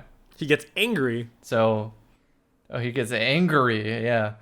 So naturally, when you see an enemy in PSO, you shoot it. So all the new players just lightning go berserk. Yeah, haha, force go. Yeah, they'll do it. I heard in NA though they tweaked it so that they don't scare them off. I don't know if that's true. I've been too afraid to shoot them just to test it out, to tell you the truth. But that could certainly happen. No, it used to be a thing. I don't even know if I would be mad at that, to be honest. Like, they just don't know. Yeah, it used to be a thing in the past where you can shoot Umbla away, but like, it's not a thing anymore. Because accidents kind of happen a little too often, and then some people have like dots that they can't cancel and stuff. Okay, I understand. So they kind of patched that one. Yeah, that's fine. But yeah, that's definitely an example of not knowing and having the whole group go, what the heck? Yeah, that's kind of funny. But yeah, I mean, I think that's a pretty good general, like, overall wrap on the topic anyways, of, like, leadership and everything. You know, TLDR, be nice, communicate more, etc., etc. Definitely be nice. So yeah, like, I think that's a pretty good wrapping point for the podcast, too, because we're closing in on the 2-hour mark, which is super cool, actually. Honestly, I expected like only like an hour or so for this topic, but you know, we expanded on a lot of things in a good way and also went to a really much of a sentimental route, which I really do appreciate, honestly.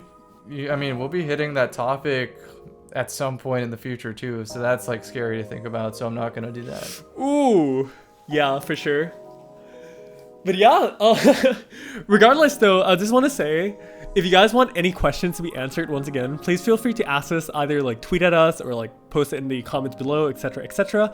And of course, thank you so much for listening to the end, I suppose so. Seriously. Really do appreciate it. Thank you. This game feels like a second home because of you. Mm-hmm. Like, it's really fun for me to do all this too, because like me getting to talk to Cam with this is just like, yeah man, what's up? It's like a time machine, but better. Yep. It's fun. I'm talking to some time traveler, you know, just, Grandpa, what was it like? But yeah, I'm really excited. I'm so excited for the future to come. There's so much things to like really expect now, because in PSO2 JP, we have the episode 6 end boss coming. And then for PSO2 NA, you guys are going to have more raid bosses and just more content in general. So that's going to be super cool.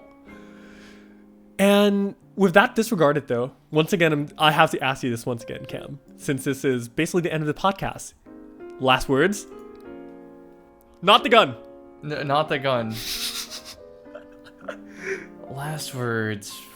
Man, dude, I've just enjoyed this so much. It hasn't even, it really never feels like a job to me, but especially playing PSO2, just streaming all day. Mm-hmm. It's been such a joy. I'm so glad I get to play it in NA. And I regret not playing it in Japan 8 years ago. Because now I'm getting to the point where I kind of want to make a Japan account too, just to play with friends. It's okay. Expand my friend base even. You know, once you decide to come over, you have me and the boys to take care of you, no problem. So yeah, I'm making one exchange student character. I will. And then it'll be fun to talk in the podcast when I'm like bringing the NA mentality to Japan. You're like, konnichiwa. Hello, what's up? Yeah. But yeah, that's definitely a story for another time. I think I'll make it a series where I just go to ship 1 in Japan and speak only Japanese. Oh lord. And then they exile me to ship 2. No, Cam, you have to go to ship 1 and hunt for sheep Dan 20. Oh yeah, I was thinking about that too. They told me it was 100 mil, no joke, when I last asked about that on Japan. I don't even know it's on the market right now because it's such an old item. Oh, really? Okay, I'm trying to organize a trade right now. Like, whatever you want on the NA server, if you're thinking of transferring over, I'll get it for you. Just give me that dance 20. You know what? Let me go onto the market. Literally right now since I'm logged on. I'm just gonna go with this right now. Let's see. 1110 dance 20. For viewers, Dance 20 is a very provocative dance. Oh no, Cam! Gets people going. It's not on the Ship 2 market right now! So if somebody owns Dance 2, you can make a lot of a setup. Dance 20, you mean? Dance 20, I mean. Dance 20 and Ship 2. I can make the direct transfer to Ship 1 on NA. Because I do have a spare Dance 20. I do. That dance was too good not to keep a copy of. Mm-hmm. But yeah, Dance 20 is currently not available in Ship 2 JP, so that's our IP. Man, alright, so now I have a goal. That'll be the title of the YouTube series. The Search of Dance 20. Affording Dance 20. That's funny. Yeah, for sure. Oh well. Anyways, I think that's a good wrap. That's a good wrap. It's always a joy being on here, so thank you so much. It's my pleasure too. So once again, everyone, take care, all right? And don't forget to smile, of course. Drink your waters, drink your everything. Stay hydrated, stay happy, stay safe. For sure. I don't know, there's just so many things going on in the world right now. So I guess stay safe and stay happy is like the best thing I can say. Stay safe. Stay safe, everyone, and we'll see you guys sometime later. Either like next week or the next week after next week. Games Fest announcements, right? Anyway, see ya. Take care.